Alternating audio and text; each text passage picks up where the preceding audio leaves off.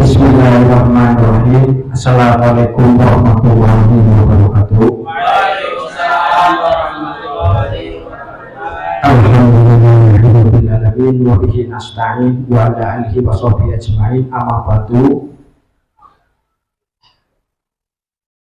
Yang saya hormati Bapak Kepala SMP Negeri 1 Jatinegara, yang saya hormati Bapak Wakil Kepala Sekolah, yang saya hormati Bapak Ibu Guru SMP Negeri 1 Jatinegara. Syukur alhamdulillah pada hari ini kita bisa berkumpul di sini.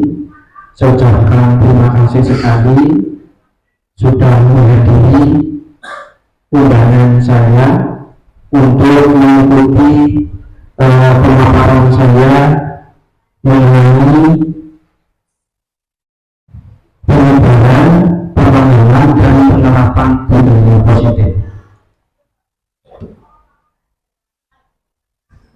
Pertama yang saya hormati, sebelumnya ini bagian dari tugas saya sebagai calon guru penggerak, dan ini untuk memenuhi tugas saya dalam mempelajari modul 1.4 yaitu mengenai budaya positif.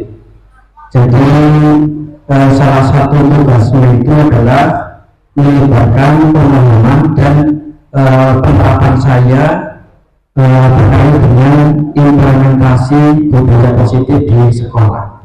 Salam saya kita haturkan kepada junjungan Nabi kita, Nabi Muhammad SAW, Nabi yang akan kita nantikan syafaatnya kelak. Bapak yang saya hormati, sebelumnya mohon maaf sekali Bapak Ibu, ini saya tidak berdiri di sini, tidak istilahnya bukan orang yang paling pintar kayak gitu ya Bapak Ibu ya. Di sini itu sifatnya saya hanya memaparkan ilmu yang saya dapat dan kita saling sharing kayak gitu Bapak Ibu. Jadi Bapak Ibu yang saya hormati, saya bersyukur sekali Bapak Ibu ya, sampai di detik ini, sampai di waktu ini, saya bersyukur sekali Bapak Ibu bisa mengikuti pendidikan guru penggerak angkatan 10. Seperti yang Bapak Ibu ketahui bahwa saya itu mendaftar itu 4 kali Bapak Ibu ya, dan semuanya sudah tahu dari mulai angkatan pertama di Kabupaten Tegal, angkatan 4, kemudian angkatan 7, angkatan 9, dan angkatan 10. Alhamdulillah saya keterima Bapak Ibu. Jadi kalau ditanya motivasinya apa mendaftar guru penggerak, motivasinya tidak lain adalah saya untuk belajar Bapak Ibu. Ini dibuktikan dari pertama kali ada itu kita nggak tahu apakah guru penggerak itu nanti akan diangkat jadi pengawas atau kepala sekolah, kita nggak tahu angkatan 4 itu. Saya yakin Pak Tobri dan Organik itu berpanjangan sama sekali kalau guru penggerak itu nantinya akan diangkat jadi kepala sekolah. Dan itu saya sudah mendaftar Bapak Ibu, lolos di tahap 1 dan tidak lolos di tahap 2. Kebetulan angkatan 7 dan angkatan 9, dan alhamdulillah Bapak Ibu saya bersyukur sekali bisa mengikuti kegiatan pendidikan guru penggerak angkatan 10. Ini judulnya Bapak Ibu, penyebaran, pemahaman dan penerapan budaya positif Bapak Ibu.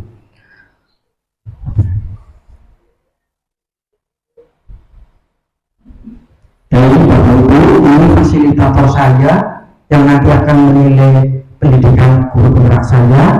Ada Bapak Andi Faisal, SPDMPD, itu sebagai fasilitator. Ini kepala sekolah di SD di Pati.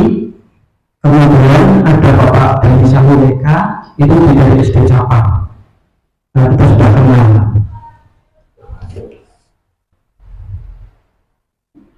Nah, ini materi budaya positif yang nanti akan saya sampaikan Bapak Ibu. Ada kurang lebih 7 materi.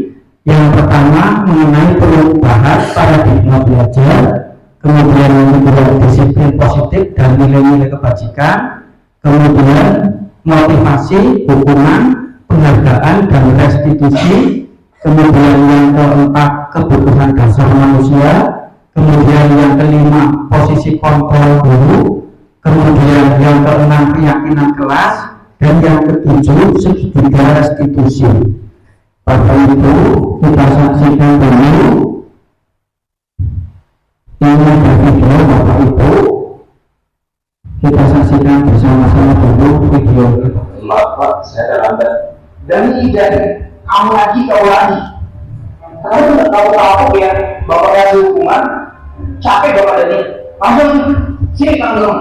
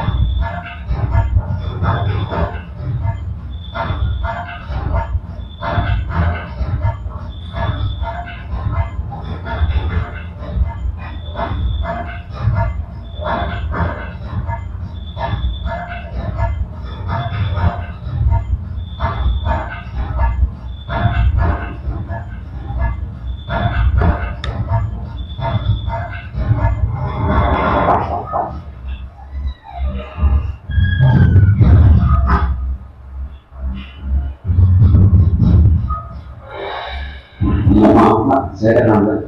Dan kamu tahu nggak sekarang ini jam berapa? Yang satu siapa? Dan kamu tahu kan jam berapa itu mulai jam berapa? Yang setengah satu siang, Pak. Kamu itu mulai siang ya? Kok masih bisa datangnya terlambat? Maaf Pak, sebenarnya saya Udah, sebagai hukumannya pulurkan dulu kamu. Jangan ya, jangan mencontoh dari. Kalau kalian contoh, ada yang mengajarkan dari tahu kan?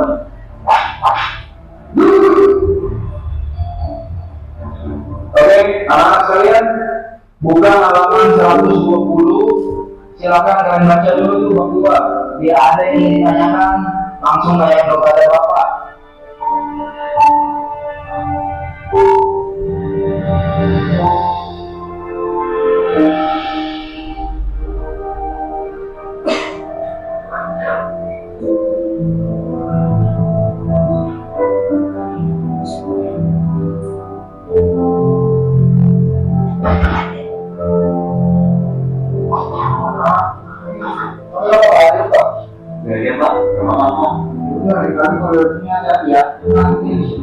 Ya Pak, terima kasih. Soalnya saya udah terlambat.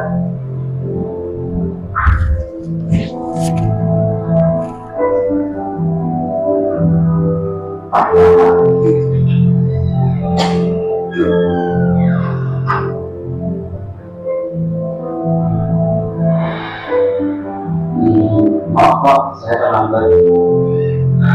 Ganti lagi. Kenapa ya? Kalau ini kok bisa disiplin seperti yang lainnya? Jadi teman-teman kamu yang lain bisa datang tepat waktu. Bahkan ya setengah jam sebelum jam Bapak mulai, mereka sudah datang. Maaf Pak, sebenarnya tadi Benar, dari dia. Bapak gak mau dengar apapun alasan kamu. Kamu tahu kan? Hal apa? Sini, terutama kamu. Jadi, dengar ya. Kalau kamu masih ada dalam lambat, Bapak gak segan untuk selalu berbagi ini sama kamu setiap hari. Jadi berapa semuanya? Biar ya.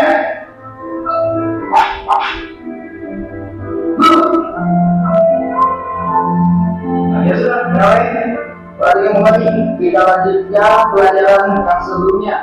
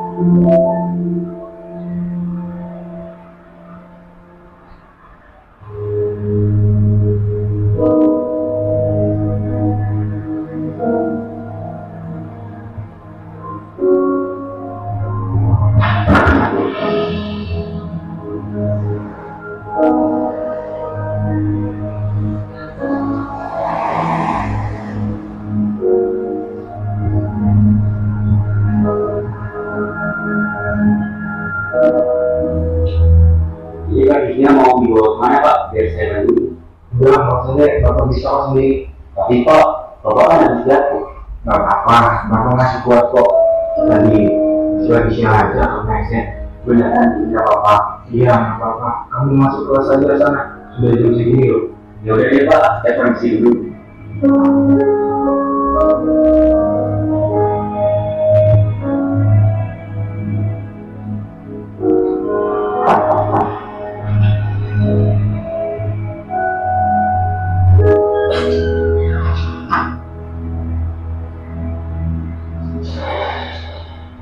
Maaf pak, saya terlambat. Dani, kamu lagi kawan. Kamu tuh nggak tahu kapok ya, bapak kasih hukuman. Kamu itu kan masuk siang loh. Kok bisa sampai terlambat seperti ini loh? Maaf pak, saya. Udah, capek bapak Dani. Langsung lagi, sini kamu.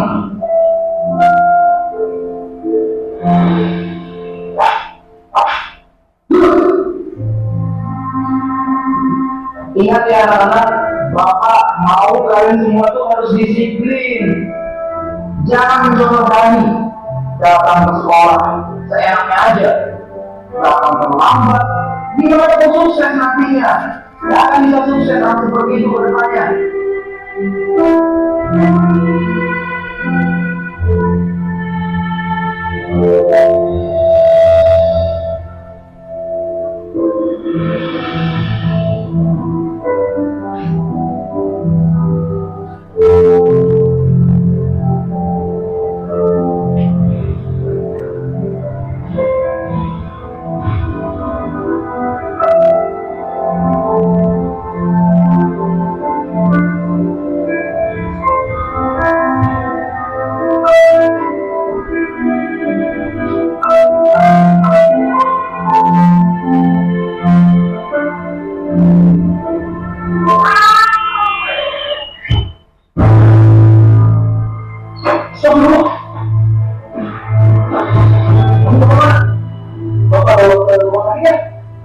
Nggak tahu pak, kan disuruh. Mau kemana? Biar bapak antarin. Mau pulang ke rumah pak. Sudah ditunggu kakak saya. Kalau saya terlambat pulang, kakak saya bisa terlambat sekolah. Pak, terlambat sekolah? Saya pulang dulu pak. Assalamualaikum. Ya udah, bapak temenin kamu pulang ya. Ayo.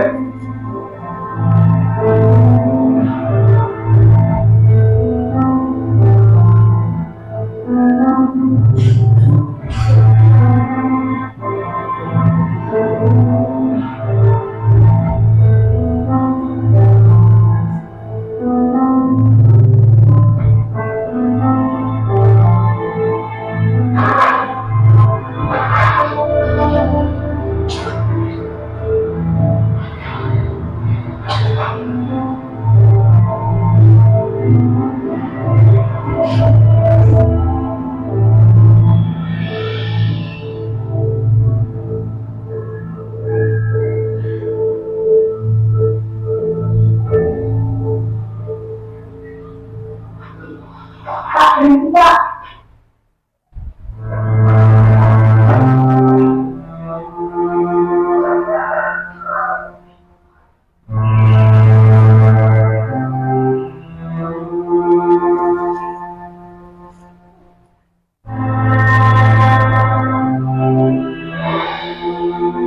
Maaf ya, terlambat.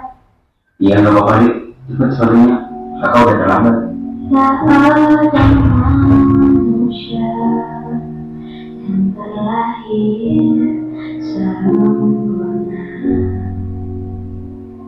Jangan kau sesali segala yang telah terjadi. Kita tak sepatutnya Loh, Jutan, kamu kenapa nih? kita habis jatuh kak. Ya Allah, nanti diobati. Ya kak, ini nanti aku obati. Kakak berangkat dulu nih. Ya kak, hati-hati. Assalamualaikum. Hidup adalah anugerah. Jangan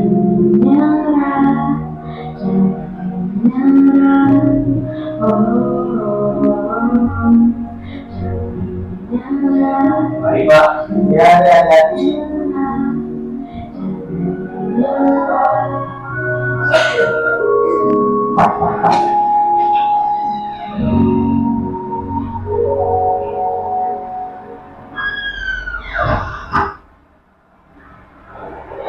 Maaf Pak, saya dalam keadaan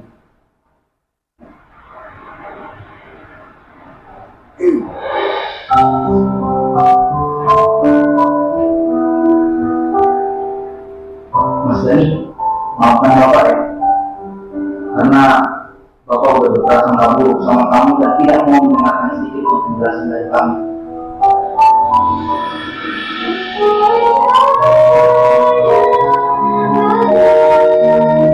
Hidup adalah anugerah, tetap jalani ini, melakukan yang terbaik.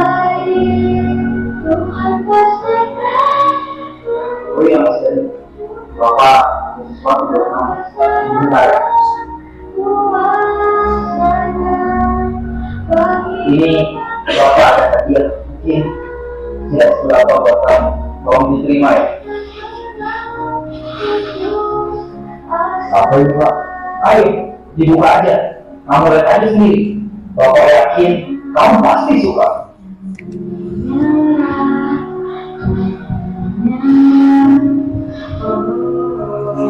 Wah, ini sepatu sekolah. Ini buat saya Pak. Iya, sepatu itu buat kamu. Biar kamu nggak datang terlambat lagi ke sekolah. Alhamdulillah. Terima kasih ya Pak. Saya janji tidak akan pernah bersekolah lagi. Iya, Bapak juga ucapkan terima kasih.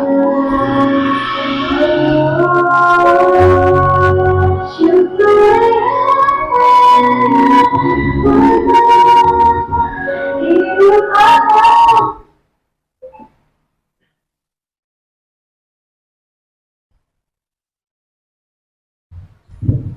Itu yang kembali sebuah video yang mungkin peristiwa itu bisa terjadi di mana sekolah kita. Kita masuk ke materi yang pertama, yaitu mengenai perubahan paradigma belajar. Kita tahu bapak pendidikan kita ya, bapak pendidikan kita itu adalah Ki Hajar Dewantara. Menurut Ki Hajar Dewantara, pendidikan itu seperti itu Bapak Ibu. Jadi menuntun kodrat anak agar anak bisa mencapai keselamatan dan kebahagiaan setinggi-tingginya. Jadi kesimpulan dari filosofi Ki Hajar Dewantara itu adalah pendidikan itu menuntun kodrat anak. Jadi diibaratkan guru itu seperti petani atau tukang kebun Bapak Ibu. Kita hanya bisa memelihara, menyiapkan lahan, memupuk. Itu sama seperti pendidikan seperti itu Bapak Ibu. Jadi tangan yang kita asumsikan sebagai siswa, petaninya adalah guru. Kita hanya sebatas menuntun kodrat anak. Dan itu ternyata menuntut itu perlu Bapak Ibu, bukan dibiarkan begitu saja, sama fungsinya seperti petani. Kemudian ada pendidikan yang mempertimbangkan kodrat alam dan kodrat zaman. Bapak Ibu, kenapa budaya positif kita kaitkan dengan perubahan paradigma? Ini nanti kaitannya dengan cara pandang kita Bapak Ibu kepada siswa. Tentunya kalau kita mau menerapkan budaya positif, kita harus punya gambaran dulu perubahan paradigma yang lama diganti ke yang baru Bapak Ibu. Nah, di sini memperhatikan kodrat alam dan kodrat zaman. Kemudian ada pendidikan budi pekerti baik, ada pendidikan yang menghamba pada anak atau pada murid. Bapak Ibu, kalau kita menghamba itu kan biasanya kepada Allah ya, tapi ini kok Ki Hajar Dewantara ini kok disuruh kita menghamba kepada murid. Ada salah satu kisah yang Bapak Ibu, ini kisah nyata dari Ki Hajar Dewantara Bapak Ibu. waktu Ki Hajar Dewantara dalam pengasingan di Belanda.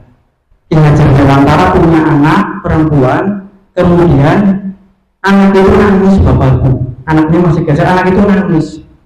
Kemudian karena Ki Hajar Dewantara banyak tugas pekerjaan, anak itu diseret Bapak Ibu, diseret keluar rumah, pintunya dikunci. Ki Hajar Dewantara itu mengerjakan tugas-tugas sampai suatu ketika itu terlihat kalau di rumah itu salju bertaburan. Kemudian baru dia ingat, ya Allah, anak saya di luar sudah menggigil Bapak Ibu, sudah menggigil. Anak kecil yang nggak tahu apa-apa, kemudian dikeluarkan dari rumah dengan kondisi salju yang ini, dia menggigil. Nah, setelah dibuka itu, anak itu menggigil Bapak Ibu. Nah, disitulah Ki Hajar Dewantara mengatakan bahwa kamu akan saya muliakan, kamu akan saya muliakan, saya berjanji. Dan pemikiran Ki Hajar Dewantara itu tercermin dari buku-bukunya, filosofinya dia tentang pendidikan Bapak Ibu. Kita sering mengalami seperti itu dalam kehidupan sehari-hari. Pada anak-anak kita, waktu mau tidur dia minta jajan tapi kita tidak kasih. Coba setelah ditengok setelah tidur Bapak Ibu, kita cium-cium, kita elus-elus, ya serasa gimana kayak gitu. Nah, ini filosofi pemikiran Ki Hajar Dewantara ini dari kisah nyata Ki Hajar Dewantara. Mengapa kita itu harus berpihak pada murid? Karena seperti itu dari kisah nyatanya beliau. Kadang kan kita nggak tahu yang namanya anak-anak itu seperti apa ya. Kita juga kadang banyak tugas, emosi dan seterusnya. Ini Bapak Ibu, budaya positif akan terbentuk kalau kita punya perubahan dalam paradigma belajar kita. Jadi kita tidak lagi seperti dulu murid itu menjadi objek, tapi sekarang murid itu kita libatkan dalam kegiatan pembelajaran. Itu yang kita sebut sekarang sebagai merdeka belajar. Anak-anak dilibatkan dan guru hanya sebatas fasilitasi dan membimbing Bapak Ibu. Nah, termasuk kita harus merubah pandangan kita tentang teori stimulus respon kepada teori kontrol Bapak Ibu. Ini ada beberapa yang perlu diluruskan. Yang pertama, realitas kebutuhan kita sama. Kalau yang kontrol, realitas kebutuhan kita itu berbeda. Semua orang melihat hal yang sama. Setiap orang memiliki gambaran yang berbeda. Kita mencoba mengubah orang agar berpandangan sama dengan kita. Kalau teori kontrol, kita berusaha memahami pandangan orang lain tentang dunia. Perilaku buruk dilihat sebagai suatu kesalahan Bapak Ibu. Ternyata semua perilaku itu memiliki tujuan. Itu mindset atau paradigma yang harus kita rubah kalau kita ingin menerapkan disiplin atau budaya positif di sekolah kita. Orang lain bisa mengontrol saya, ternyata hanya saya yang bisa mengontrol saya sendiri. Murid hanya murid yang bisa mengontrol sendiri. Itu teori kontrol Bapak Ibu. Saya bisa mengontrol orang lain, Anda tidak bisa mengontrol orang lain. Pemaksaan pada saat bujukan gagal. Pemaksaan ada pada saat bujukan gagal. Misalnya ada anak yang setelah diperingati kemudian masih saja kemudian kita paksa, itu karena bujukan kita gagal. Tapi ternyata kita harus berkolaborasi Bapak Ibu dengan anak. Model berpikir menang kalah. Kamu terlambat, saya hukum, oh saya menang, murid kalah. Tapi itu tidak baik Bapak Ibu. Yang baik itu adalah model berpikir menang-menang. Siswa bisa berubah perilakunya, saya menjadi senang begitu. Itu artinya model menang-menang. Sama seperti kita dalam tim itu tidak ada yang saling membantukan, tidak ada yang kita bekerja sama. Itu artinya model menang-menang.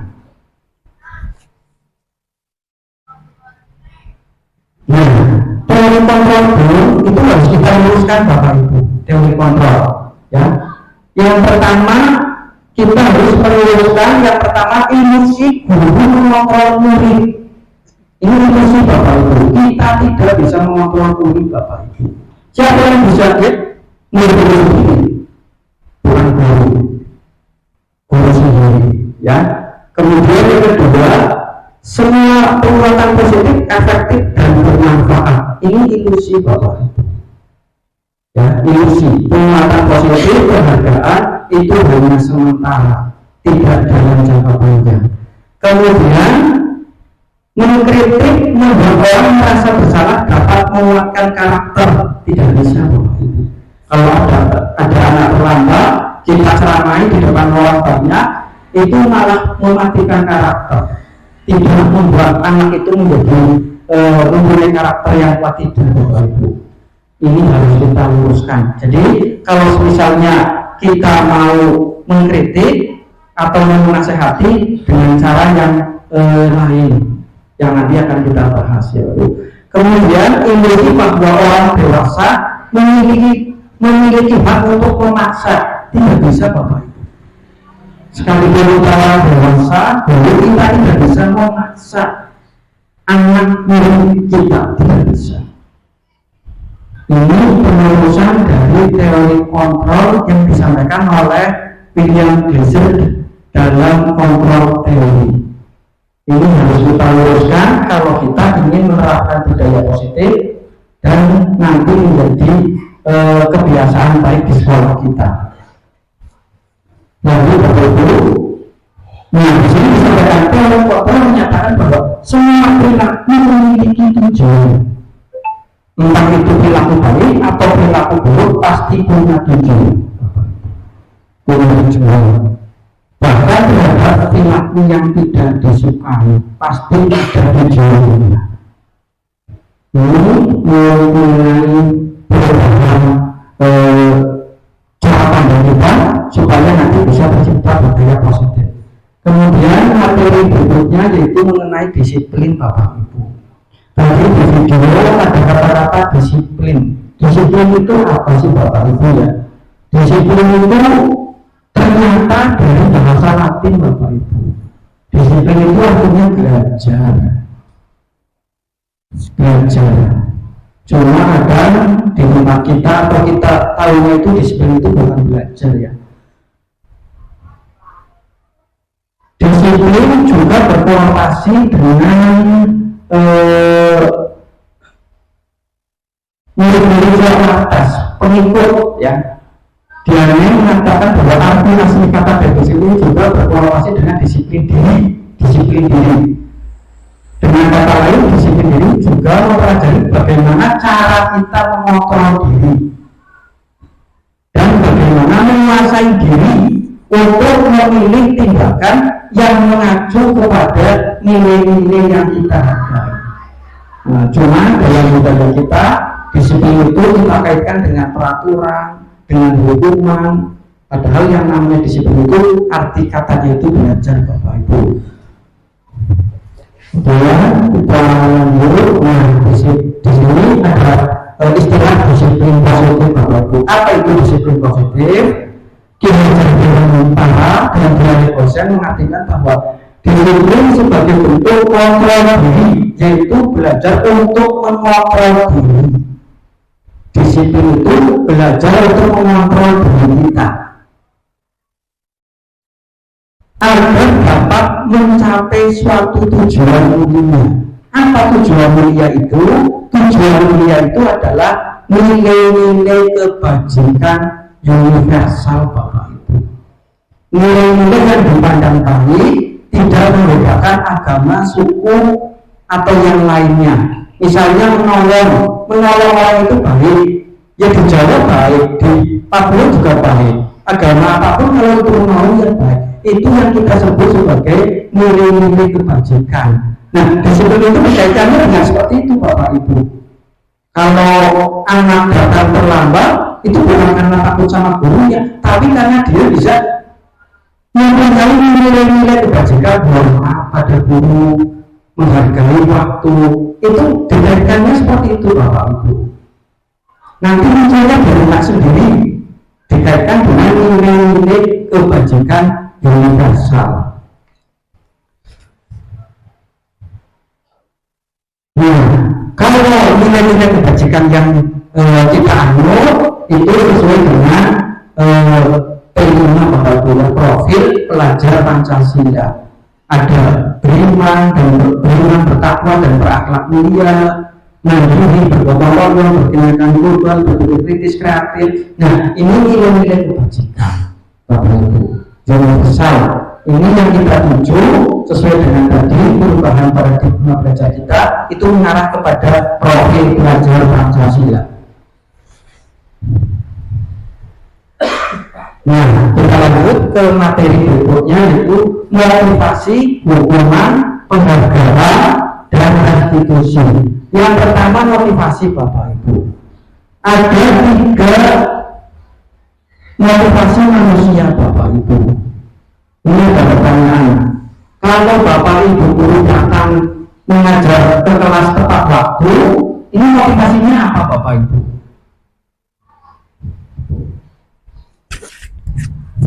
Motivasinya ada Bapak Ibu.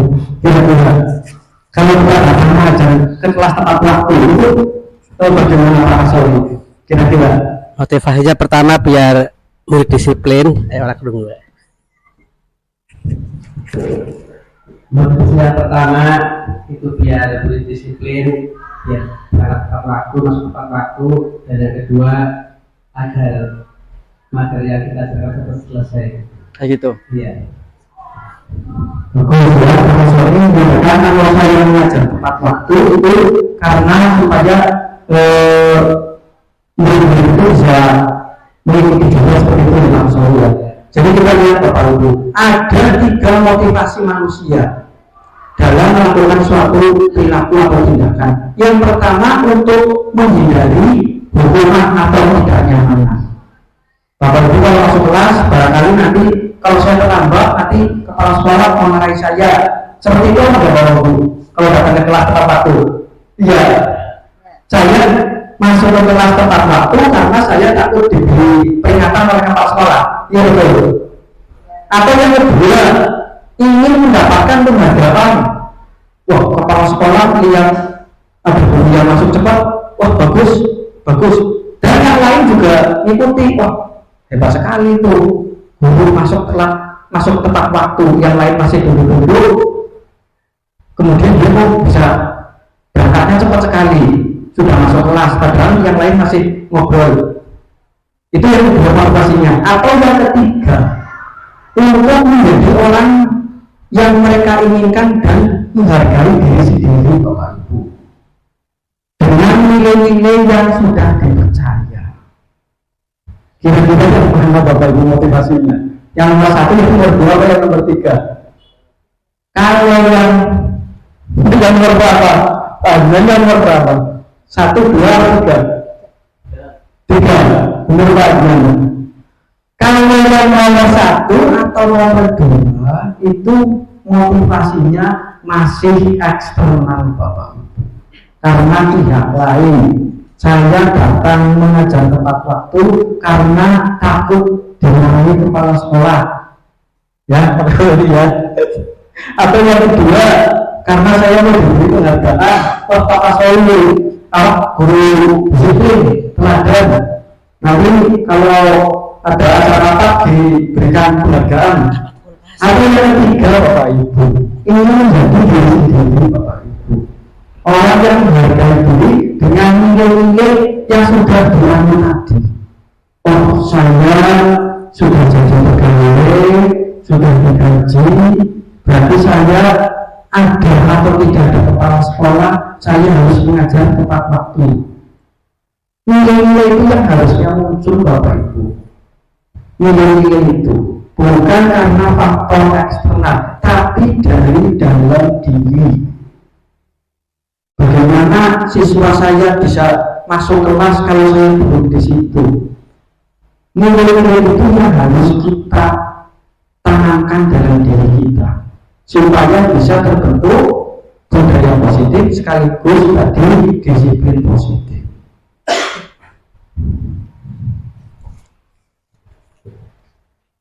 Nah, kalau siswa-siswa kita yang mana kira-kira motivasinya? Kalau datang tepat waktu, memakai seragam lengkap, itu motivasinya kira-kira karena yang mana? Yang 1, 2, atau yang 3? Karena hukuman, apa karena penghargaan, atau karena diri sendiri? Siswa kita kebanyakan karena masalah karena hukuman.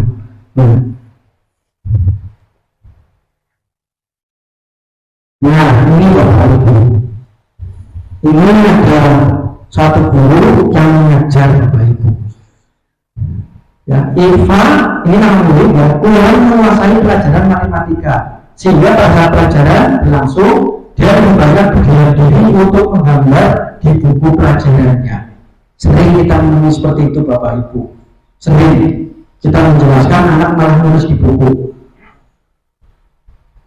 Pada saat guru matematikanya Pak Seno menanyakan pertanyaan, Iva menjadi gugup dan Pak sengaja melakukan tasnya dari kursi serta tiba-tiba menjadi gagap pada saat berupaya menjawab. Seluruh kelas pun tertawa melihat perilaku Iva. Sampai akhirnya kemudian Pak Seno menyuruh Iva untuk maju ke depan. Pertanyaannya seperti ini Bapak Ibu, apakah Bapak Ibu setuju dengan tindakannya Pak Seno? Setuju apa enggak Bapak Ibu? Setuju apa enggak? Pak Iman, setuju apa enggak Pak Iman? Kalau menurut saya tidak setuju. Apa tadi sudah dijelaskan tentang apa namanya menggunakan karakter siswa itu sendiri. Oke, terima kasih bagus sekali ya. Jadi kalau anak kemudian disuruh seperti itu akan menjadi malu Bapak Ibu. Kalau anak lagi belajar kemudian dia menulis atau menggambar, itu kita harusnya yang introspeksi diri Bapak Ibu ya, bukan malah menjatuhkan karakter anak. Nah, itu termasuk bagaimana apa konsekuensi Pak dari yang tadi di Pak Seno. Bagaimana apa konsekuensi? Bagaimana? Oke, jadi menyuruh anak untuk kemudian maju itu hukuman atau konsekuensi, ternyata itu bagian dari menghukum anak Bapak Ibu.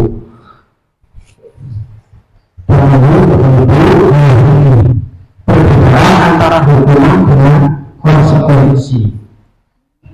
Kalau hukuman itu bersifat tidak terencana atau tiba-tiba Bapak Ibu, bersifat tidak terencana dan tiba-tiba.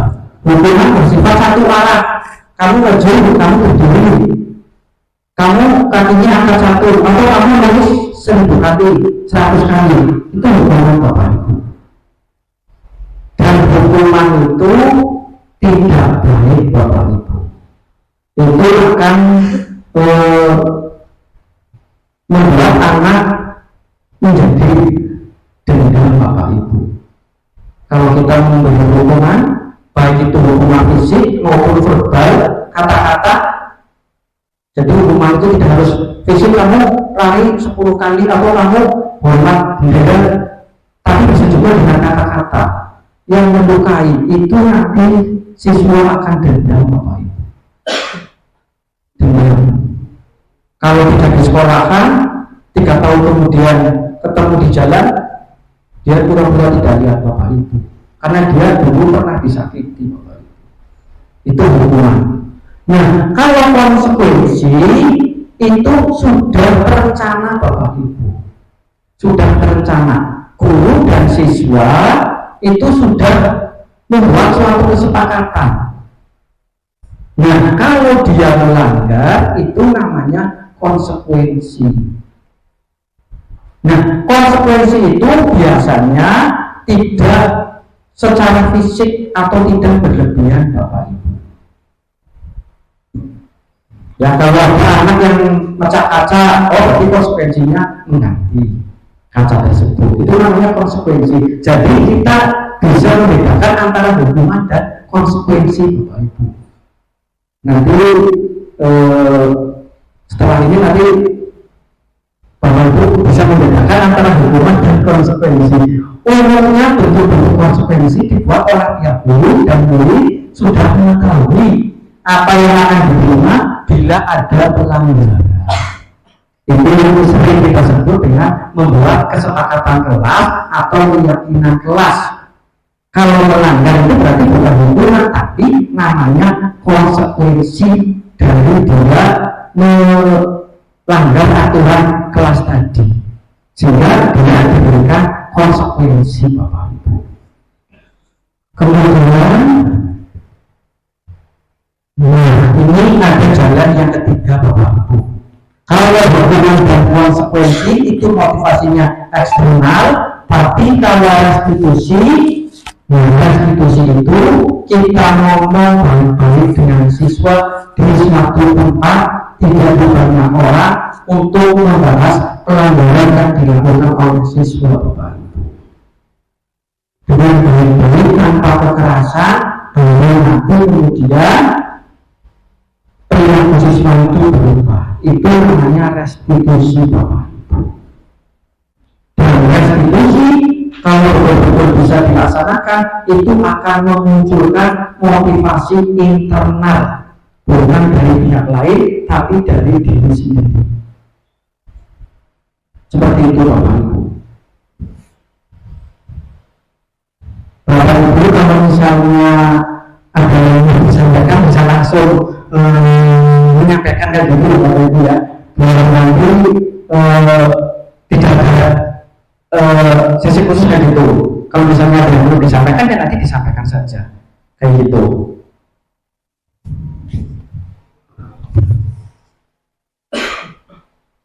Kemudian penghargaan Bapak Ibu. Nah, selama ini kita sering mungkin memberikan penghargaan ya Bapak Ibu ya. Ternyata penghargaan juga sama Bapak Ibu. Penghargaan itu sama saja dengan menghukum Bapak Ibu.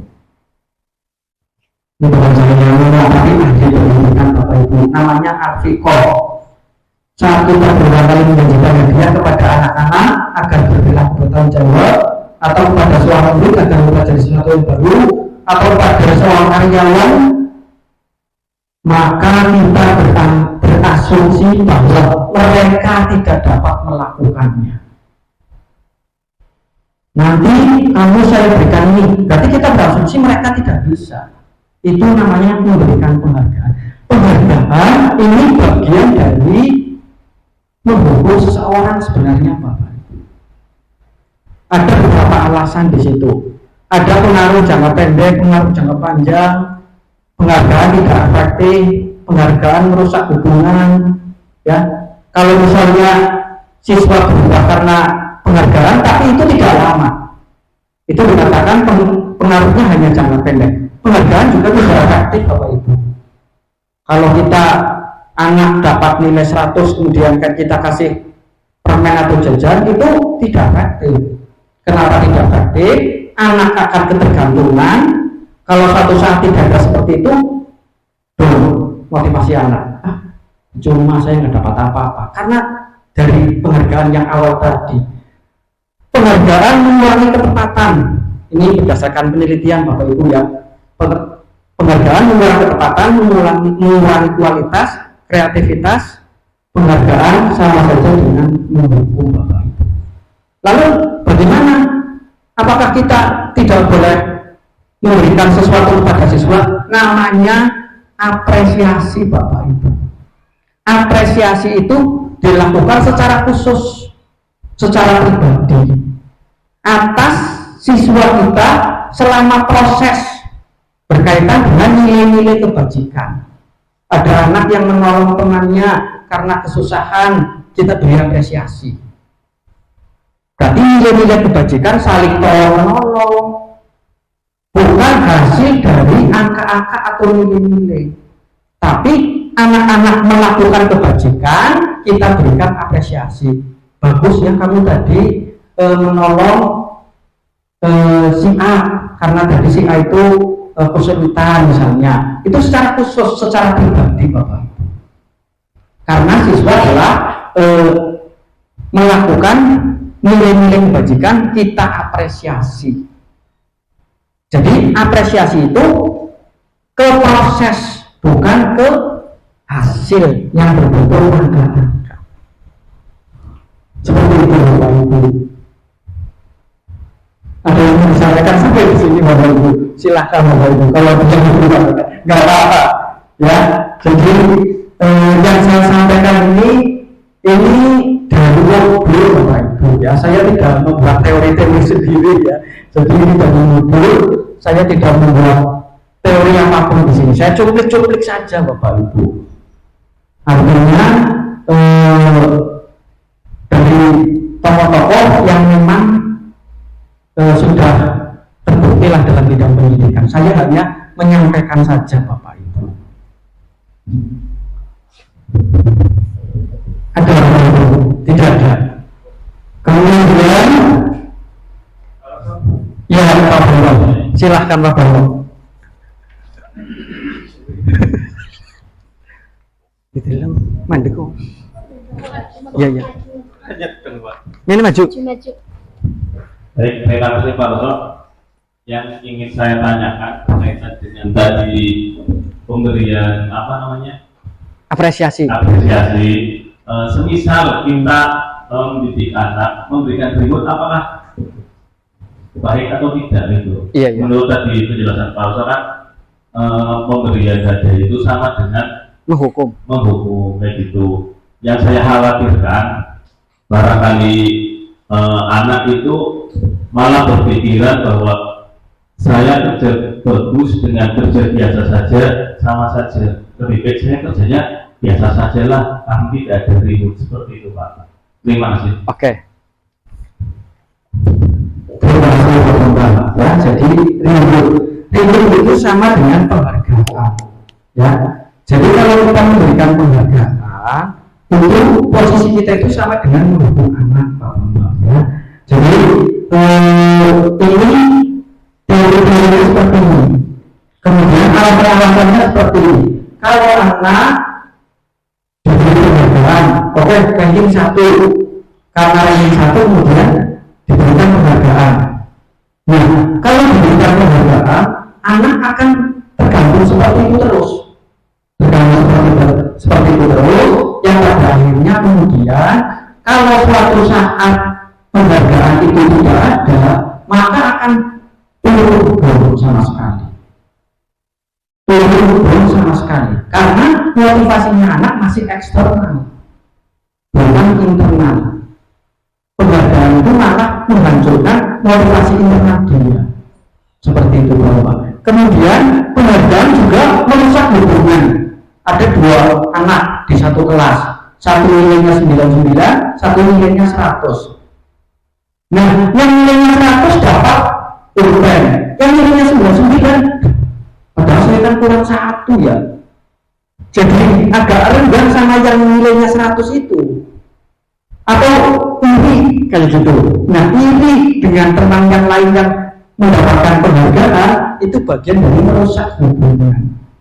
Makanya bentuknya itu apresiasi, tapi secara khusus bukan hasil tapi proses dalam misalnya kegiatan pembelajaran atau dalam suatu kegiatan tertentu. Sudah menolong, sudah hormat, sudah sopan, seperti itu Bapak. Seperti itu ya Bapak. Oke, terima kasih Bapak.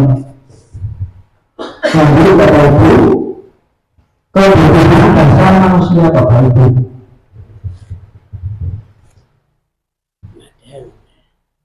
Nah, langsung aja ya. Ini ada kebutuhan dasar manusia Bapak Ibu. Ada 5. Yang pertama, kebutuhan bertahan hidup. Yang kedua, kebutuhan kasih sayang dan merasa diterima. Kebutuhan penguasaan, kebutuhan kebebasan, kebutuhan kesenangan. Coba Bapak Ibu di video yang tadi. Ada anak terlambat. Anak sudah mau ngomong, maaf saya terlambat. Sini tangannya, ceplas dihukum. Padahal anak mau ngomong itu sebenarnya. Saya terlambat karena sepatu saya gantian, tapi belum seperti itu tidak langsung. Dan beberapa hari terus kayak gitu. Sampai pada akhirnya dia melihat sendiri Bapak Ibu. Ternyata apa? Ternyata kebutuhannya belum tercukupi. Lihat rumahnya tadi. Sepatunya gantian sama adiknya yang SD Bapak Ibu. sepatunya gantian. Masuk kelas siang, SD kelas pagi, terlambat sepatunya gantian. Kebutuhan dasarnya belum terpenuhi, sehingga dia melakukan pelanggaran. Melakukan perilaku yang seperti itu, ternyata sepatunya gantian, tapi guru tidak mau tahu, guru tidak mau mendengarkan. Nah, barangkali ini mungkin pernah kita lakukan dalam kegiatan kita mengajar. Dengan kita mempelajari ini, ya kita bisa berubah seperti itu, menggunakan pendekatan yang tidak lagi seperti itu. Biarkan anak bercerita dulu, bagaimana dia, kenapa dia terlambat, ya, ditanya baik-baik, itu yang kita sebut sebagai restitusi. Kemudian yang kedua, kebutuhan kasih sayang dan merasa diterima Bapak. Kalau kita mengajar ada anak-anak yang berkumpul atau kemudian bercanda atau tidak memperhatikan, ya mungkin di antara ini kebutuhannya tidak terpenuhi Bapak Ibu. Penguasaan, kebebasan atau kesenangan. Jadi itu yang proteksi dulu. Makanya kalau tadi kita tayangan video, kita itu harus memberikan pembelajaran yang bervariasi, yang menyenangkan, sehingga kebutuhan anak itu bisa terpenuhi. Kebutuhan kesenangan, kebutuhan kebebasan.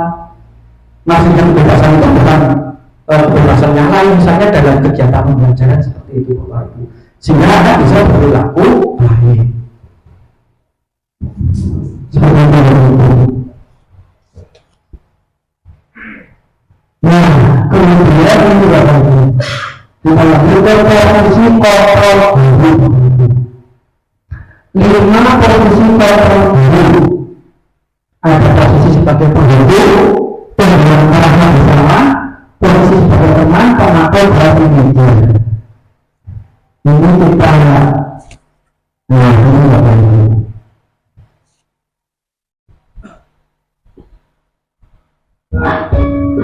Kita lihat video itu Bapak Ibu.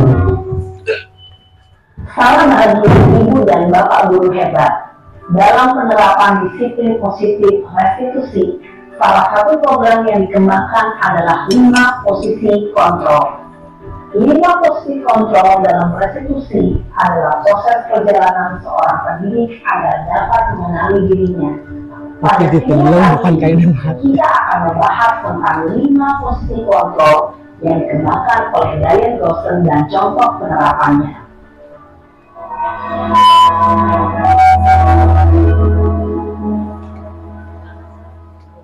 Lima posisi kontrol itu adalah 1.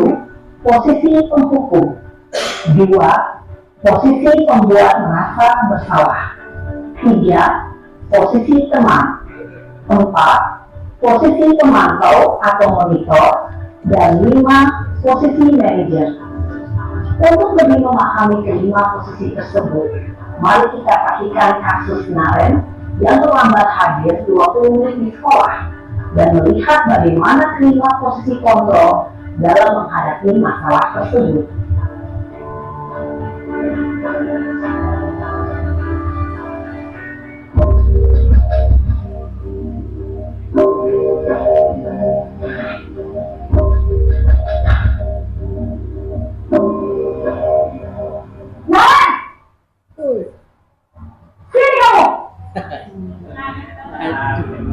Selamat pagi Bu. Selalu terlambat. Kamu deh, pasti terlambat. Maaf Bu, saya Apa? Apa coba? Alasan kamu apa lagi? Kapan sih kamu tidak terlambat? Malah sekalian kamu jadi anak. saya Dasar pemalas. Gak kapok-kapok sih kamu. Sudah berapa kali terlambat? Sana, kamu keliling lapangan basket 2 kali. kenapa saya harus ke lapangan basket Bu? Kenapa? Kamu bapak ibu berani-beraninya jawab. Sudah terlambat, masih berani jawab nggak?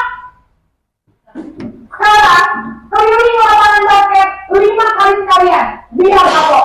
Pak, pergi ke lapangan basket. Posisi penghukum biasanya berbicara dengan nada tinggi, menghabis, menunjuk-nunjuk, menyakiti, dan menyindir. Hukuman bisa berupa fisik maupun psikis. Ibu dan bapak guru hebat. Dampak yang terjadi pada murid ketika guru berada pada posisi penghukum adalah murid cenderung akan memberontak, bahkan menyimpan dendam.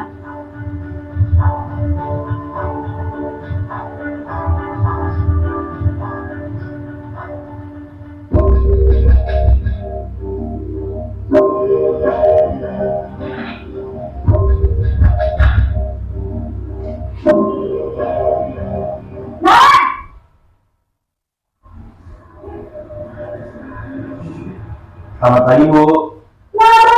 Naren, kamu kenapa terlambat lagi, nak? Ya Tuhan, Naren, kamu senang ya bikin ibu susah ya? Kalau kamu terlambat lagi, nanti ibu yang ditegur bapak kepala sekolah, ya. Disangka ibu tidak bisa membina kamu. Duh, gimana ini? Maaf, Bu. Gusti Naren, kamu suka ya kalau ibu tegur bapak kepala sekolah?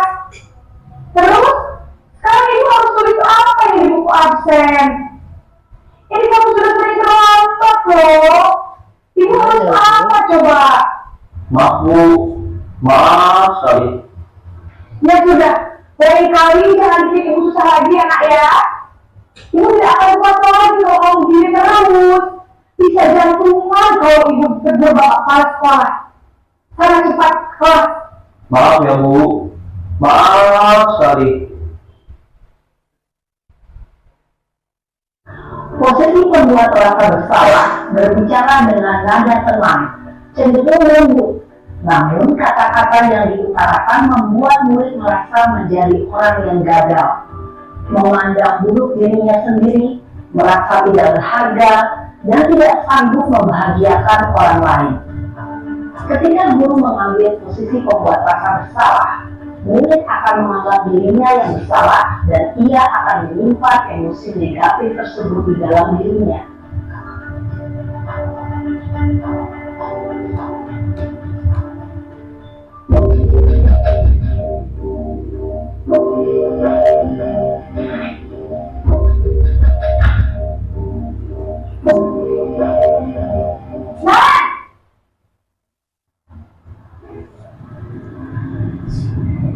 Selamat pagi, Bu. Wah, sudah jam berapa ini nak? Terlambat lagi ya saya. Iya, Bu. Habis ibu saya lupa membangunkan saya, Bu. Kamu mau menyalahkan ibu kamu. Kamu bukan anak yang larinya paling kencang. Kok terlambat sih? Iya, Bu. Saya memang terlambat bangun tadi. Jadi biarpun saya lari kencang, tetap nggak kekejar, Bu. Ya sudah sana, nanti lain kali larinya lebih kencang lagi ya, biar gak terlambat lagi. Bikin senang ibu, demi ibu. Bisa kan? Bisa lah, Bu. Ya sudah sana masuk kelas, ibu beresin urusan absen kamu. Kamu ini ada-ada saja. Dalam posisi teman, guru berbicara dengan nada suara ramah, akrab, cenderung bersenda gurau untuk menjaga suasana tetap santai. Murid akan merasa senang, aman, dan akrab dengan guru. Identitas yang tercipta adalah identitas sukses atau berhasil. Namun, perlu diingat, karena ini masih dorongan eksternal, maka ada faktor ketergantungan dari murid kepada orang tertentu. Di sini guru absennya, sehingga di lain waktu murid bisa berperilaku baik, namun hanya kepada orang-orang tertentu saja.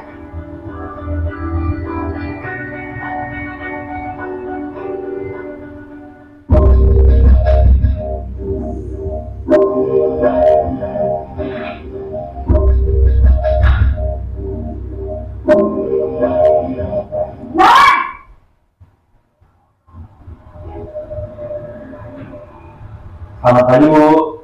Maren, peraturan sekolah kita tentang jam berapa kita harus masuk sekolah, nak? Kita harus di sekolah jam 7, Bu. Iya, betul. Sekarang sudah jam 7.20. Kalian sudah tahu konsekuensinya jika terlambat hadir? Paham, Bu. Saya harus tinggal kelas pas jam istirahat selama 20 menit. Iya, benar. Konsekuensinya demikian. Jadi nanti jam 9.30 pas istirahat, kamu harus tinggal di kelas, kerjakan tugas tambahan untuk ketertinggalan kamu, ya? Baik, Bu.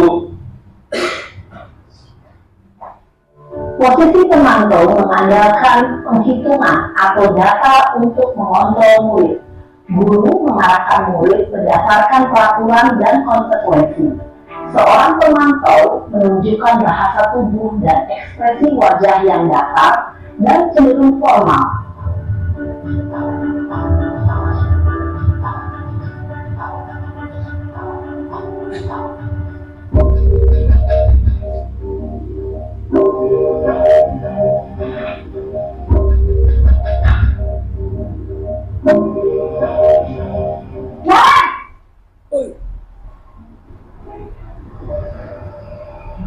Selamat pagi, Bu.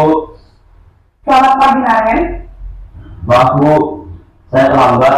Iya, sekolah masuknya jam 7, sekarang sudah jam 7.20. Jadi sekarang bagaimana nih, Naren? Maaf, Bu. Saya lupa cara orang saya semalam. Baiklah, menurut kamu, keyakinan sekolah yang mana yang perlu kamu tingkatkan? Menghargai diri sendiri dan orang lain mungkin, ya, Bu.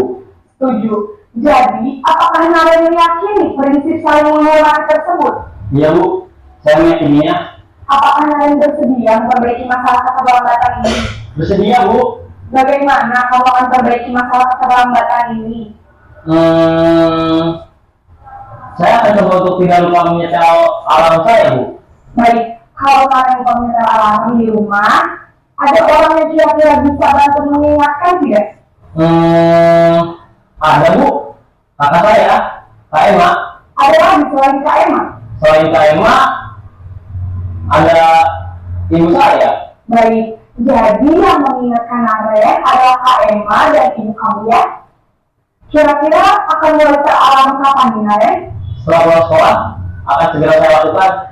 Baik, jadi Naren akan setel alarm untuk bangun besok pagi dan akan diingatkan oleh kakak dan ibunda Naren, ya? Ada lagi yang mungkin perlu dilakukan, Naren? Agar tidak terlambat bangun lagi. Tidak ada, Bu. Baik, Naren. Terima kasih untuk bersama kamu. Sekarang kamu perlu kembali ke kelas untuk belajar. Baik, Bu. Terima kasih. Posisi manajer adalah posisi kontrol yang disarankan untuk membimbing murid memiliki sikap disiplin yang positif, yaitu murid yang mandiri, bertanggung jawab, dan dapat memecahkan masalah. Tujuan dari posisi ini adalah agar murid dapat berefleksi atas tindakannya. Guru akan dengan tulus memberikan pertanyaan-pertanyaan bermakna, sehingga membuat murid dapat belajar dari kesalahannya dan mencari sebuah solusi untuk menyelesaikannya. Ibu dan bapak guru hebat, setelah mengamati adegan kelima posisi kontrol tadi, kira-kira posisi mana yang paling ideal? Posisi mana yang dapat menunjang motivasi intrinsik murid? Ya, tentu posisi manajer. Posisi ini memang posisi ideal yang ingin dituju setiap pendidik. Pada posisi inilah, guru dapat menerapkan disiplin positif yang berpihak pada murid, yang memerdekakan murid. Perjalanan seorang pendidik tentunya tidak mudah untuk sampai pada posisi seorang manajer. Namun, tujuan kita pasti, yaitu menciptakan murid-murid yang mandiri, merdeka, dan bertanggung jawab. Semoga penggambaran 5 posisi kontrol yang telah diperlihatkan ini dapat menjadi ajang refleksi bagi kita semua, agar dapat terus mengasah dan menerapkan disiplin positif yang memerdekakan murid. Mari terus berlatih dan bersemangat. Selamat menerapkan. Salam dan bahagia, Ibu dan Bapak Guru hebat.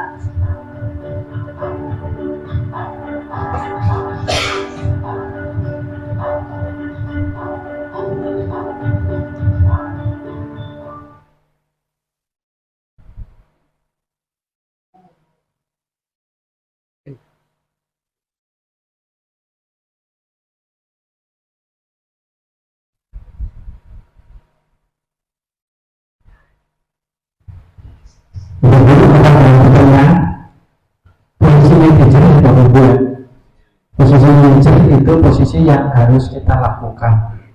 Jadi posisi yang 4 tadi itu belum mencerminkan untuk menerapkan disiplin positif yang muncul itu dari dalam atau internal. Selanjutnya Bapak Ibu, keyakinan kelas Bapak Ibu. Keyakinan kelas atau yang sering kita kenal kemarin itu kita sebut sebagai kesepakatan kelas Bapak Ibu.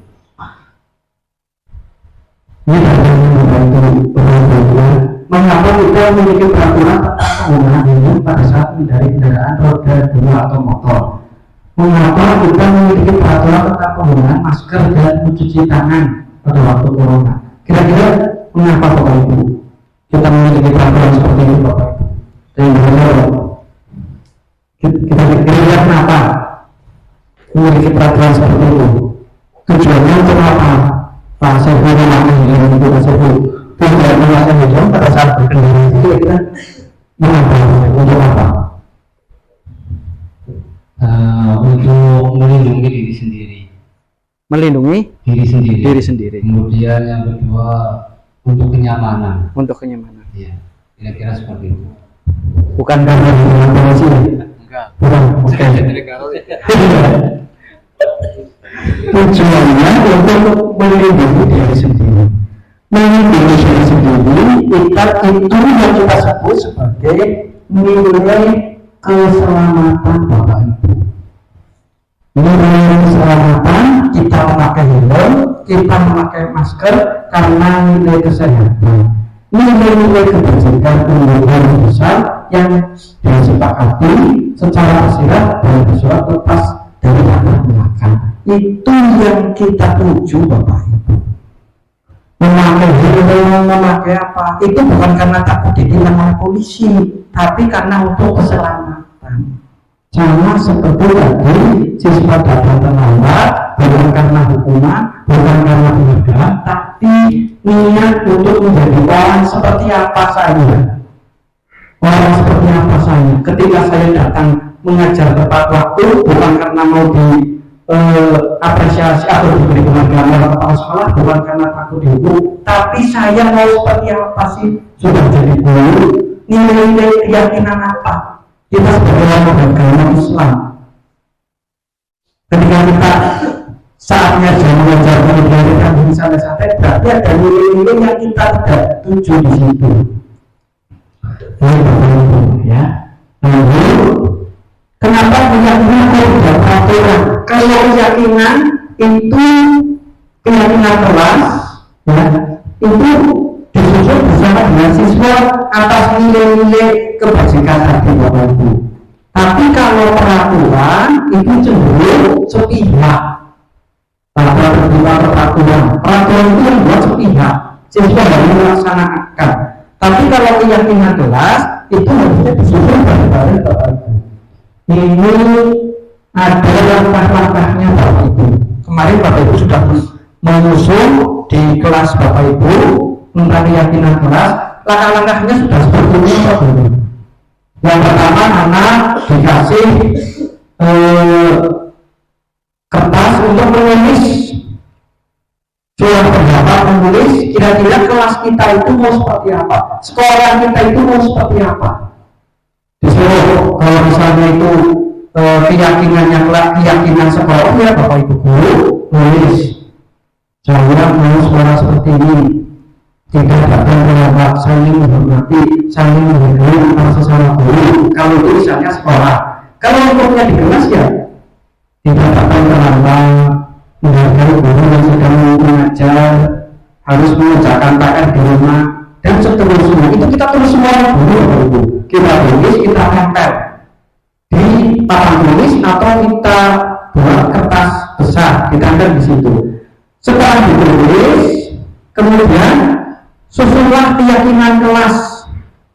Ya, kata-kata yang negatif diganti menjadi positif. Tidak boleh datang terlambat, diganti masuk kelas tepat waktu. Tidak boleh menyontek, mengerjakan ulangan sendiri atau mengerjakan dengan jujur. Kalimat-kalimat yang negatif diganti ke yang positif. Bapak Ibu kalau membuat keyakinan kelas setelah ini dapat ini berarti kata-kata yang negatif diganti menjadi kata-kata yang positif. Setelah diganti ke yang positif, kemudian buku itu sudah ada kertas yang berbeda. Maka ada dua kertas.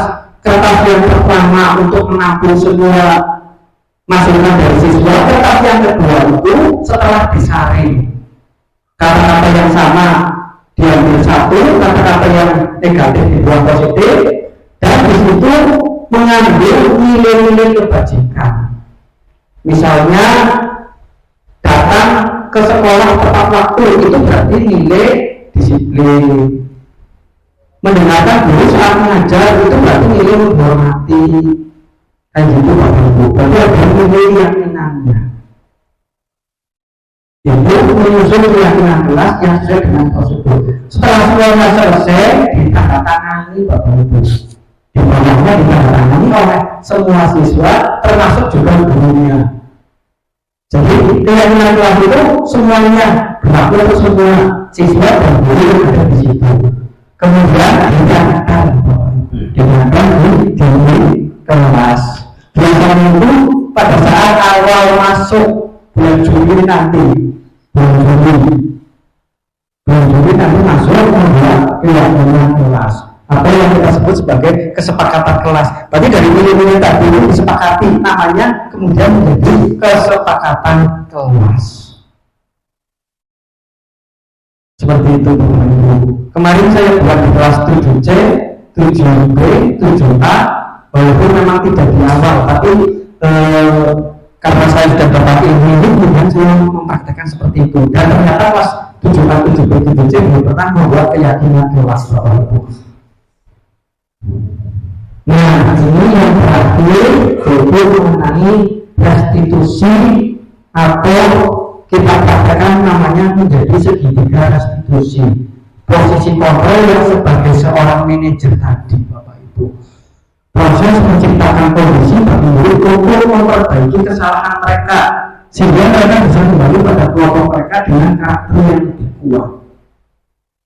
Kemudian restitusi juga adalah proses kolaborasi antara murid dan murid untuk membantu murid berpikir tentang orang seperti apa yang mereka inginkan dan bagaimana mereka harus memperlakukan orang lain.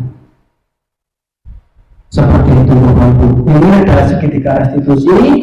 Yang pertama menstabilkan identitas, sisi yang paling bawah, kemudian validasi tindakan yang salah, dan yang ketiga menanyakan keyakinan kelas. Seperti tadi disampaikan di contoh yang tadi. Nah, ini praktek saya Bapak Ibu budaya positif ya. Yang sudah ada di sini Bapak Ibu. Sebenarnya banyak budaya positif yang ada di sekolah ini, banyak sekali Bapak Ibu.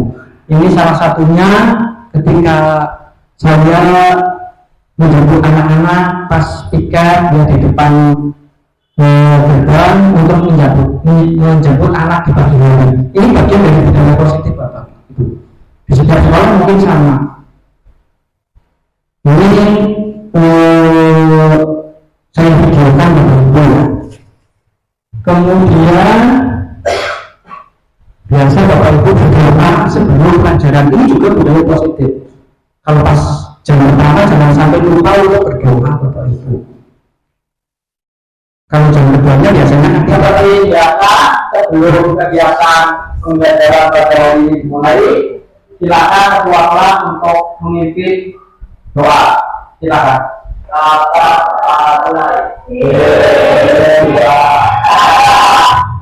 Kemudian tadarus Al-Quran 15 menit Bapak Ibu. Ini juga bagian dari budaya positif. Ini yang saya akan berbagi. Kita mulai tadarus pada hari ini bersama-sama. Kita mulai dari surat Al-Fatihah ya. Mulai dari Nah, kemudian tangan kiri bawah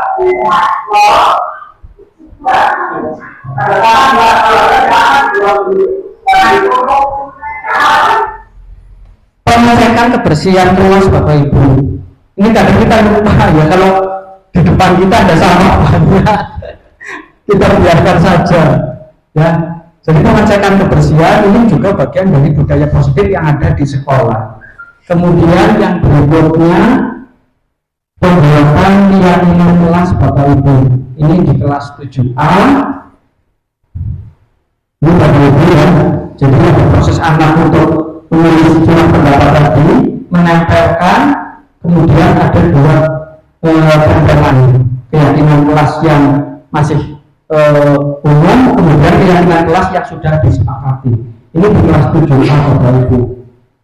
Kemudian ini di kelas 7B membuat keyakinan kelas Bapak Ibu.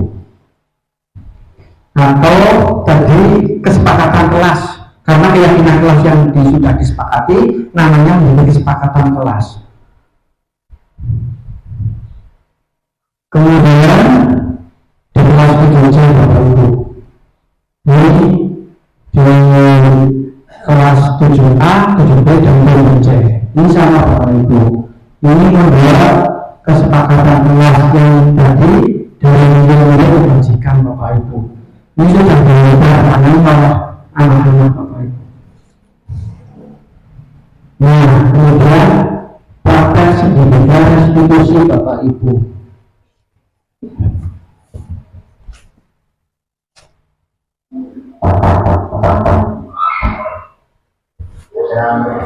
Waalaikumsalam warahmatullahi wabarakatuh. Silakan Pak. Selamat siang kita. Siang. Kamu sudah istirahat? Sudah.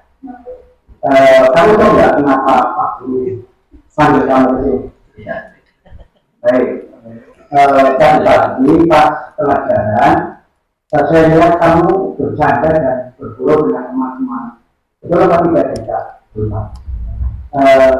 Menurut kamu bercanda dan bergurau saat pelajaran itu perbuatan baik? Tidak. Baik, ya. Setiap manusia memang pernah berbuat salah, ya. Jadi Pak Guru juga pernah berbuat salah, termasuk apa yang kita lakukan tadi pagi, bergurau dan bercanda pada saat jam pelajaran. Tetapi di sini Pak Guru tidak ingin mencari siapa yang salah. Pak Guru ingin membantu mencari solusi supaya kita tidak bercanda dan bergurau lagi pada saat pelajaran. Tentunya kita punya alasan kenapa kita itu bercanda dan bergurau saat jam pelajaran. Ya Pak, karena saya bosan di dalam kelas dan baik, karena kita bosan, kemudian bercanda pada saat jam pelajaran. Kita dulu kan pernah membuat keyakinan kelas ya, masih kan tidak keyakinan kelas yang dulu tidak dibuat. Masih. Dengan kita bercanda dan bergurau pada saat pelajaran, itu menurut kita tidak keyakinan kelas apa enggak? Tidak keyakinan kelas yang mana? menghargai dan menghormati orang lain. Terus ya, jadi menghargai dan menghormati orang lain itu salah satunya diberikan mengikuti kegiatan pembelajaran dengan baik. Kalau kita tidak bisa mengikuti, berarti artinya kita telah melanggar keyakinan kelas yang tidak dibuat. Kira-kira apa yang akan kita lakukan untuk memperbaiki? Bermain dan berada bersama teman-teman saya terus pulang sekolah. Nah, baik ya. Jadi kita akan memperbaiki ini dengan cara bercanda dan bergurau pada saat jam istirahat atau pulang sekolah. Baik. Apa bisa?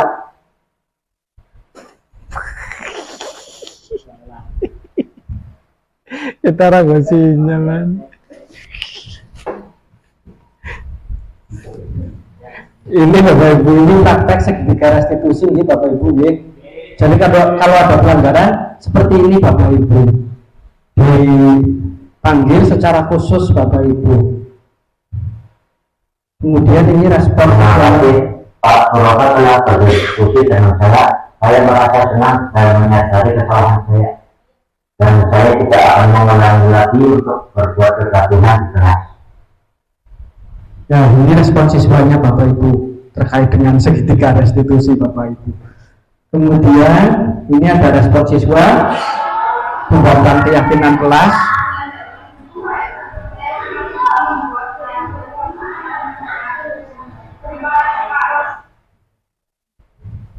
Nah, kemudian refleksi Bapak Ibu, saya merasa senang dan semangat Bapak Ibu dalam melaksanakan kegiatan ini, mempraktekkan budaya positif, konsep-konsep yang ada, dan membagikan kepada Bapak Ibu, sekalipun mungkin banyak kekurangannya di Bapak Ibu ini.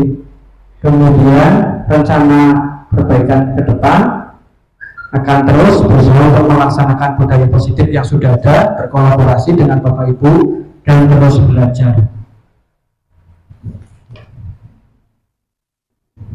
Demikian Bapak Ibu,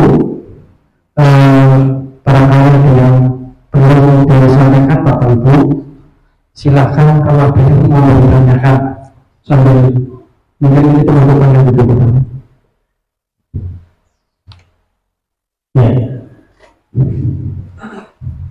Terima kasih langsung. Assalamualaikum warahmatullahi wabarakatuh. Waalaikumsalam warahmatullahi wabarakatuh. Saya tanyakan tadi menarik tentang keyakinan kelas atau kesepakatan kelas. Yang saya tanyakan untuk kesepakatan kelas itu dibuat untuk guru mapel masing-masing atau untuk wali kelasnya. Jadi nanti kalau yang membuat itu setiap guru mapel, nanti kelasnya penuh dengan keyakinan kelas. Itu bagaimana? Kemudian yang kedua, ini tadi tentang keyakinan. Tadi ada yang namanya apakah perlu adanya ribet. Tadi kan kalau tidak salah itu apa namanya yang dihadirkan penghargaan. Iya, itu penghargaan itu ada, itu apa penghargaan itu, apakah perlu yang namanya ribet untuk sepakat kelas biar kesepakatan kelasnya itu berjalan. Demikian, terima kasih Pak. Saya jawab dulu ya. Yang pertama mengenai pembuatan keyakinan kelas. Jadi kalau misalnya pada waktu kita masuk ke situ sudah ada keyakinan kelas, berarti kita ikut yang ada di situ. Artinya berarti sudah ada keyakinan kelas dan itu berlaku semua Bapak Ibu, bagi siswa maupun bagi guru. Dan kalau kita belum menandatanganinya, kita cek dulu. Kalau kita memang sepakat ya kita menandatangani itu. Berarti kita masuk ke kontrak keyakinan kelas yang ada di kelas itu. Nah, kalau misalnya di kelasnya belum ada, ya berarti kita buat kayak gitu. Jadi tidak nanti nempel semua keyakinan kelas 11 pelajaran 11 guru membuat keyakinan kelas masing-masing. Cukup satu saja, itu termasuk keyakinan kelas. Dan yang lebih baik itu nanti wali kelas yang membuat di awal pelajaran, kemudian semua siswa menyepakati, termasuk berlaku untuk guru yang mengajar di kelas itu. Jadi semuanya menyepakati Bapak Ibu. Kemudian yang berikutnya ribet, tidak usah ada ribet Bapak Ibu ya, terkait dengan siapa yang rajin dengan kesepakatan kelas itu tidak usah pakai ribet. Jadi pakainya tadi kalau ada anak yang melanggar itu konsekuensi, bukan hukuman, konsekuensi. Dan biasanya konsekuensi itu sudah dibicarakan dan biasanya tidak fisik kayak gitu, tidak Bapak Ibu. Nanti kalau kamu terlambat, kamu lari itu bukan konsekuensi, kecuali lari terlambat pas pelajaran olahraga. Kalau misalnya pelajaran olahraga anak terlambat, silakan kamu, konsekuensinya sudah tahu kan, ya di awal sudah dibicarakan bahwa kalau terlambat nanti konsekuensinya lari. Nah itu bagian dari konsekuensi, bukan hukuman, karena pelajarannya olahraga. Kalau kita yang IPS di dalam kelas, masa anak suruh keluar kelas kemudian lari-lari, itu namanya hukuman. Jadi konsekuensi itu dilihat dulu, Bapak Ibu. Dan biasanya kalau lari ya tidak boleh kali tidak, sekali apa 2 kali kayak gitu. Tidak kemudian karena itu konsekuensi berarti lari 20 kali mengelilingi lapangan, yang nanti repot Bapak Ibu. Pulang anak sakit, secara teori kependidikan kita salah, secara hukum apalagi Bapak Ibu. Sekarang zamannya hukum. Dikira nanti kita tidak tahu praktek-praktek pendidikan, pas giliran secara hukum kita juga salah, membuat anak menjadi sakit, membuat anak menjadi terluka, itu salah Bapak Ibu. Secara ilmu kependidikan tidak benar, apalagi secara hukum. Seperti itu Pak Adnan. Ada lagi Pak, terima kasih Pak Adnan yang belum disampaikan Pak Ustaz.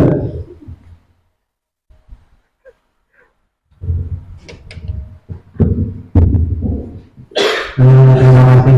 Sebelumnya saya di sini tidak ingin bertanya, cuma ingin saya sampaikan ucapan terima kasih atas ilmunya. Menurut saya materi ini cukup membuat saya banyak sadarnya, karena saya sadar belum bisa menjadi guru yang baik ya. Jadi dari materi tadi banyak sekali inspirasinya, terinspirasi dari materi-materi tersebut. Ilmunya cukup luar biasa, yang pada intinya ada salah satu kesimpulan yang dapat saya temukan untuk mendidik anak berarti harus mendidik diri sendiri dulu, itu ya Pak. Kurang lebih seperti itu. Sebelum mendidik anak menjadi lebih baik, maka guru pun harus menjadi lebih baik terlebih dahulu untuk menjadi contoh yang lebih baik untuk anak-anak yang lain. Gitu Pak. Sekali lagi terima kasih atas ilmunya. Terima kasih Pak Sebu, Bapak Ibu yang saya hormati, terima kasih sekali Bapak Ibu. Jadi ini sekaligus kita berbagi Pak Sebu ya. Jadi yang sudah saya peroleh walaupun sedikit ini saya bagikan, termasuk juga untuk memenuhi tugas kayak gitu Bapak Ibu. Jadi kalau tidak ada acara pemenuhan tugas, kalau saya mau berbagi mengumpulkan orang kelihatannya gimana kayak gitu Bapak Ibu. Tapi karena ini pas ada momen tugas dan tidak saya sendiri, Pak Trisno juga sama, jadi ya sekolah memfasilitasi kayak gitu. Saya ucapkan terima kasih Pak Sehu, dan kita sama-sama belajar ya Pak Sehu ya. Jadi saya di sini juga bukan guru yang baik, tapi berusaha untuk menjadi lebih baik Bapak Ibu dengan ilmu-ilmu yang saya peroleh dari pendidikan guru penggerak ini. Awalnya memang kayaknya seperti tidak mungkin kayak gitu Bapak Ibu, tapi ini tulisan-tulisan dari tokoh-tokoh pendidikan yang sudah teruji kayak gitu Bapak Ibu. Kalau kita sendiri kan kita nggak punya teori tentang apa-apa, ya kita hanya menjalankan teori-teori yang sudah ada ini. Jadi perubahan paradigma belajar, jadi supaya kita bisa menjurus kepada budaya positif, disiplin tanpa kekerasan, munculnya motivasi dari internal, nilai-nilai kebajikan, nilai-nilai yang baik, tidak memandang agama, suku, kita harus anut dalam diri kita. Motivasi, kenapa kita datang tepat waktu, karena apa? Kenapa murid datang tepat waktu, karena apa? Harusnya semuanya karena faktor internal, menghargai jadi nilai-nilai kebajikan yang sudah dianut. Hukuman, pernahkah kita memberikan hukuman kepada siswa? Hukuman seperti apa? Fisik, verbal, dan ternyata itu akan menjadi sebuah masalah. Tadi siswa akan menjadi dendam kepada kita Bapak Ibu. Penghargaan sama, penghargaan itu sama saja dengan menghukum. Kita apresiasi proses Bapak Ibu, bukan hasil. Setelah anak-anak melakukan nilai-nilai kebajikan, kita apresiasi secara khusus, secara pribadi. bukan hasil nilai 100 kemudian karena dapat ini, dan nanti anak akan ketergantungan. Kebutuhan dasar manusia. Nah, kebutuhan dasar manusia itu tadi, ya, bagaimana kebutuhan anak-anak itu terpenuhi. Kalau anak-anak kita ngajar anak-anak ada yang bermain-main dan seterusnya, berarti kebutuhan dasarnya tidak terpenuhi. Ya, bagaimana kita caranya? Makanya ada metode mengajar yang bervariasi supaya anak bisa senang, kayak gitu Bapak Ibu, ya. Kemudian posisi kontrol guru, menghukum, merasa bersalah, pembuat merasa bersalah, teman, pemantau, dan manajer. Kita diharuskan posisinya manajer. Kemudian keyakinan kelas, kita harus membuat keyakinan kelas. Kemudian kita sepakati. Kemudian segitiga restitusi, menyelesaikan pelanggaran dengan cara berkolaborasi dengan siswa. Sampai di sini Bapak Ibu, ada yang mau sampaikan lagi? Cukup? Kalau cukup, saya ucapkan terima kasih sekali Bapak Ibu. Saya mengapresiasi Bapak Ibu atas waktunya yang biasanya Bapak Ibu sudah istirahat, atau ada yang sudah pulang tapi masih menunggu saya untuk menyampaikan materi ini. Sekali lagi saya ucapkan terima kasih yang sebesar-besarnya. Kalau ada kata-kata yang kurang pas, mohon dimaklumi. Kalau ada kata-kata yang tidak berkenan, saya mohon maaf. Akhirul kalam.